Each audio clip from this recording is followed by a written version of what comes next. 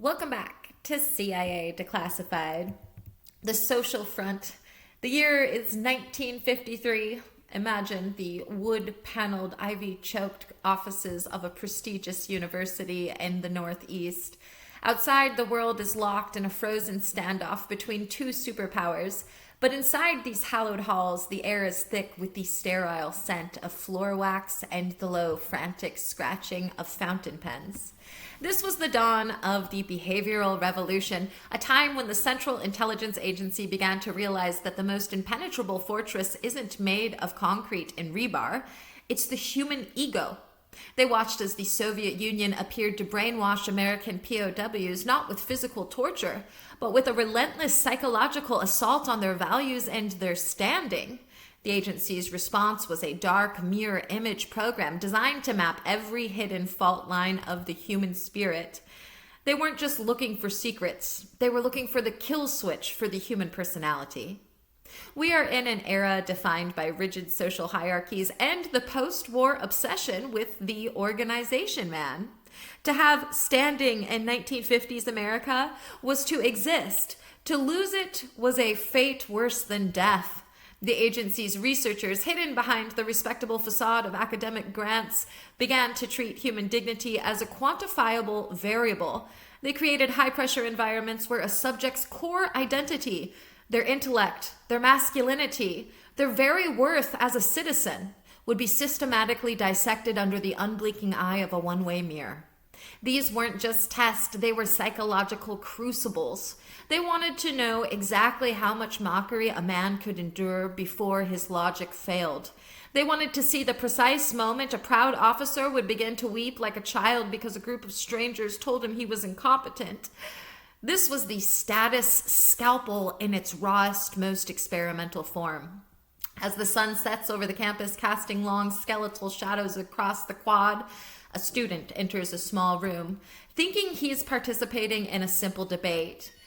He has no idea that every person in that room is an actor trained by the state to tear his world apart. He has no idea that his sweat, his trembling hands, and his eventual psychological collapse are being recorded as data points for a future manual on interrogation. The agency was convinced that if they could master the mechanics of social exile, they wouldn't need to fire a single shot. They could simply erase a man's status until there was nothing left but a hollow shell, ready to be filled with whatever truth the state required. This was the terrifying landscape of MKDOWN, where the mirror was broken and the reflection was whatever the agency said it was. Why MKDOWN? Within the technical services staff nomenclature, the MK prefix designated a project under the broader umbrella of behavioral research.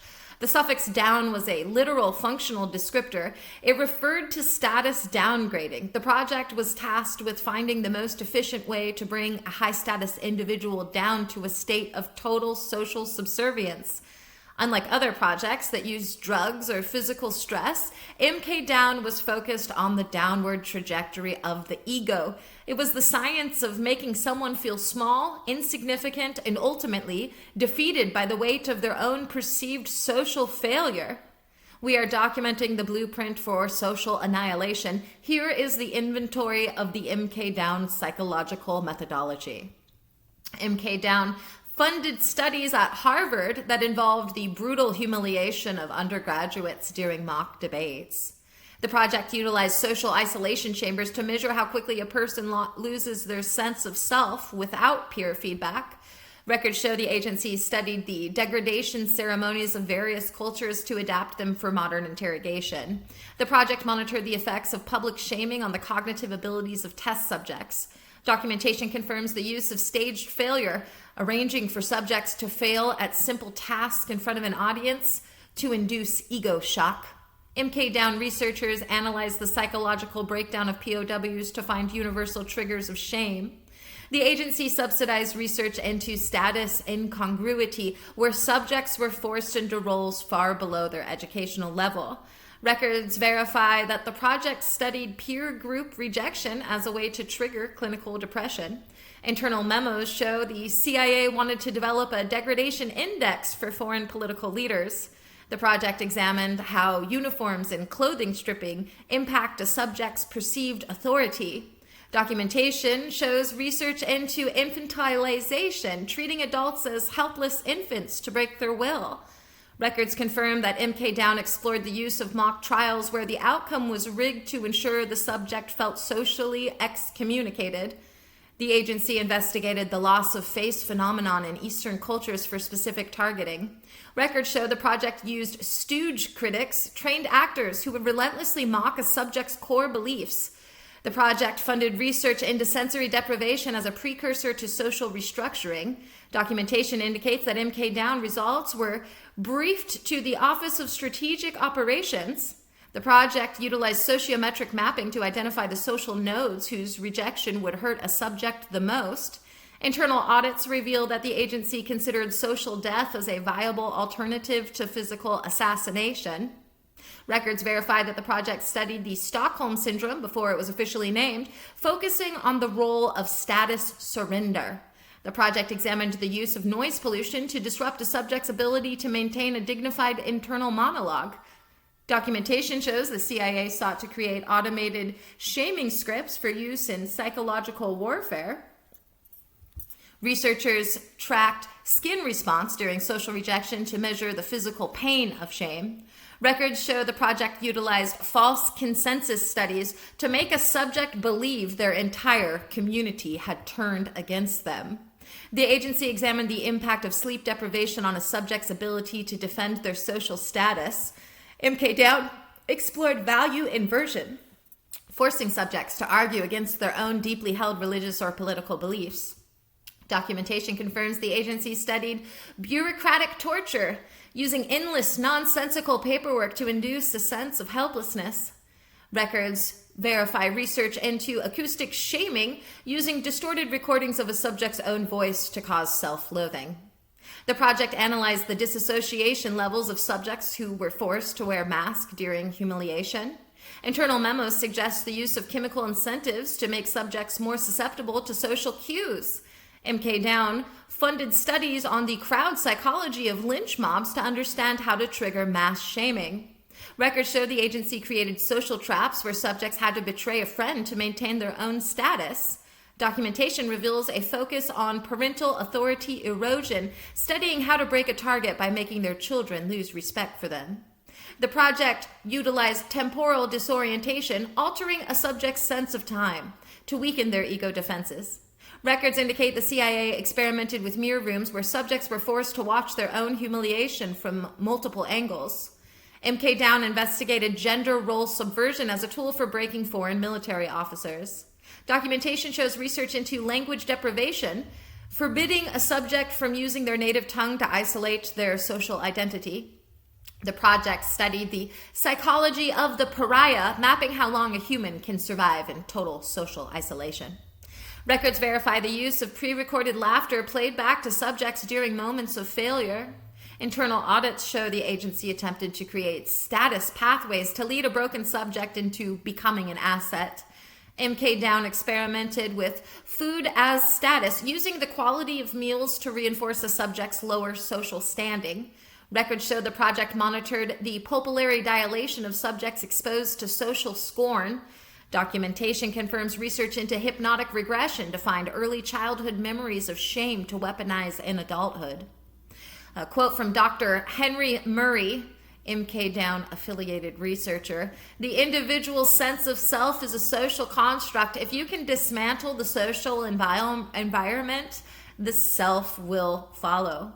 Quote from a declassified internal CIA technical memorandum dated 1954. "We are not looking for pain. We are looking for the point where a man decides he is no longer worth the effort of resistance." Quote attributed to a project psychologist whose name is redacted during a 1956 debriefing: "Status is the glue of the personality. When it dissolves, the man becomes a shadow." Quote from a declassified field manual on social manipulation: "A man's dignity is his most expensive possession. Once he realizes he cannot afford it, he becomes remarkably cooperative." A quote from a declassified internal CIA behavioral report: "The goal is to produce a state of learned helplessness where the subject looks to the interrogator as the only source of status left." And finally, a quote from a declassified 1958 Technical Services Staff Analysis. Shame is a more permanent scar than any burn. It is a wound that the subject reopens every time they see their own reflection. The files on MKDOWN are notoriously sparse, with the most significant gaps occurring in the field application and targeted personnel subfiles. The most significant redactions are found in the document titled MKDOWN 5 Regional Target Profiles and Applied Degradation Results. This file contains approximately 215 pages, of which 190 are completely obscured by heavy black box redactions. What is being hidden here? My speculation is that these redactions cover the live testing on foreign dignitaries. While the university studies are partially declassified, the field applications likely detail how the CIA systematically ruined specific foreign leaders through staged scandals, planted rumors of sexual deviancy, and orchestrated social rejections. I believe the redactions hide the success stories of individuals who were driven to suicide or insanity by the MKDOWN protocols. The agency likely fears that revealing these names could lead or would lead to massive international lawsuits and prove that the CIA was engaging in psychological assassination against democratic allies and enemies alike. The sheer volume of B1 and B3 exemptions suggests that the methods used, and perhaps the targets themselves, are still considered sensitive to current foreign policy objectives. In the realm of the broken ego, the theories are as jagged as the mirrors. Some other speculators claim that MKDOWN was used domestically to neutralize cultural icons who became too politically active. The theory suggests that the cancel culture we see today is actually a refined, automated version of the MKDOWN protocols designed to socially execute anyone who threatens the status quo. Then there's the schizophrenia induction speculation. It's a theory that the project sought to induce artificial schizophrenia by creating total social dissonance, by ensuring a subject received contradictory social signals, praise in private and absolute scorn in public. The agency supposedly hoped to fracture the subject's reality permanently. Then there's the inversion protocol conspiracy. Speculation persists that MKDOWN was used to flip high-ranking Soviet officials by convincing them that their own society had already rejected them. The theory is that the CIA could create fake news and forged documents to show the target that their family and party had branded them a traitor, leaving them with no social home but the West. And then there is the digital theory, a more modern theory. Conspiracy theorists posit that the MKDOWN data was fed into early Silicon Valley algorithms. This theory suggests that social media platforms were designed with negative reinforcement loops based on MKDOWN research to keep users in a state of status anxiety, making them more susceptible to both commercial and political manipulation. Was MKDOWN a success? Tactically, it was a devastating discovery. The agency successfully mapped the thresholds of dignity. They proved that human beings are social animals first and rational animals second. Tactically, they learned that isolating a subject from their in-group is more effective than any physical interrogation. It allowed the agency to create compliance through the fear of social exile. The tactical success lay in the realization that the mind will surrender to preserve its status long before the body surrenders to preserve its health. They developed a repeatable scientific method for dismantling the social self, providing case officers with a non-violent but highly coercive toolkit that left no physical evidence of its use. This invisible weaponry allowed for operations in sensitive diplomatic environments where traditional hard methods would have been impossible to justify. Strategically, it was a moral abyss. While it gave the U.S. a weapon to dismantle foreign regimes from within, it also poisoned the well of psychological science. Strategically, the degradation doctrine led to the development of enhanced interrogation techniques that eventually backfired, damaging the international reputation of the United States. It proved that while you can break a man's ego, the ghost of that broken man remains a liability to the state that broke him. The strategic failure was the assumption that a broken mind is a reliable mind. By inducing learned helplessness, the agency often produced assets who were too damaged to function effectively in the field, leading to a net loss of intelligence quality. Furthermore, the exposure of these techniques in later decades provided a massive propaganda victory for adversaries who used the broken mirror of American ethics to justify their own repressive measures. As far as operational and technological breakthroughs go, MKDOWN had a few. Dignity stripping protocols. The formalization of techniques to remove the social anchors of a prisoner, e.g., use of numbers instead of names, forced nudity, controlled mockery. These are the grim foundations of modern environmental manipulation used in high-security military detention centers. They are used today by the military to maintain total custodial control and to ensure that detainees remain in a state of psychological passivity. The intelligence community uses these protocols to prepare special operations personnel for SEER training, helping them build resilience against these very tactics if they are captured by hostile forces. Sociometric vulnerability mapping, the ability to identify the specific people or institutions whose opinion matters most to a target. This is a cornerstone of modern influence operations and cyberbullying tactics used by the intelligence community. By mapping a target's digital social graph, intelligence agencies today can trigger targeted discredit campaigns that isolate a leader from their base of support through social media manipulation. The military uses this today in counterinsurgency to identify which tribal leaders hold the most social capital, allowing them to flip entire networks by influencing just one high-status node. And then there's forced cognitive dissonance modeling, the development of scenarios where a subject is forced to act against their own status-based values. This is used in agent recruitment and MISO. It allows the military to create incentive structures that make it easier for a foreign soldier to defect by first convincing them that their current status within their own military is a sham or an insult. Modern psychological operations teams use these models to design defection leaflets and digital broadcasts that target the professional pride of enemy units, creating internal friction that degrades their combat effectiveness before a shot is even fired. Status downgrading simulation software. Early behavioral models that predicted the timeline of an individual's psychological collapse based on social stressors.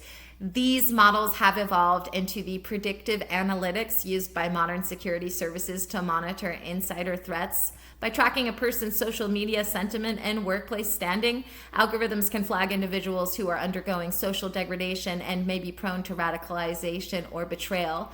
Today, the military uses advanced AI versions of these simulations to stress test the mental durability of candidates for high-stress roles, ensuring that those in control of sensitive systems have the ego strength to withstand intensive social and psychological pressures. The MKDOWN project proves that the most powerful weapon in the world isn't a bomb. It's the sneer of a neighbor or the laughter of a stranger. The broken mirror was so effective because it realized that we are all, at our core, desperate to belong. When the state takes away that belonging, it takes away the reason to resist. The echoes of MKDOWN are in every social credit system and every online mob action we see today. We live in a world where your status is a digital score and your dignity is a matter of public debate. The agency didn't just study social degradation, they weaponized the very nature of human connection. As you walk out into the world today, look in the mirror and ask yourself, who am I if no one is looking? And more importantly, who am I if everyone is laughing? Thanks for listening. Keep your head up and your social circle tight. Always verify your standing, secure your identity, and remember, in the eyes of the state, your ego is just another target. Join us next time as we examine the flotation bag, a specialized bag that allowed an agent to breathe while being towed underwater behind a submarine. The aquatic front, the silence of the deep. When an operative needs to be inserted into a hostile coast without being seen, the agency turns to the bubble shroud. We'll uncover the terrifying engineering of the flotation bag. This is a real thing. The high pressure cocoon that kept men alive while they were dragged through the darkness of the ocean floor. It's a story of hydro stealth and deep sea endurance, where the only thing between life and death is a few millimeters of rubber. Join us next time for The Drag Line. In the meantime, I'll see you in the archives.